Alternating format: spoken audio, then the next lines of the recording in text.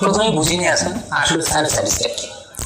সাইনোসাইটিসটা হচ্ছে আমাদের এইখানে একটি ফেসিয়ালের নিচে একটা সিম্পলি একটা ঝিল্লি আছে।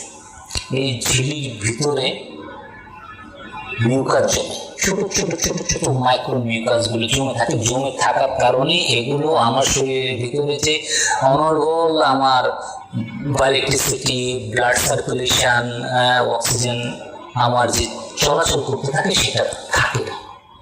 যেখানেই আপনার এটা বন্ধ হয়ে গেছে, ব্লকেজ হয়ে গেছে, সেটাই আপনার সমস্যা সৃষ্টি হবে।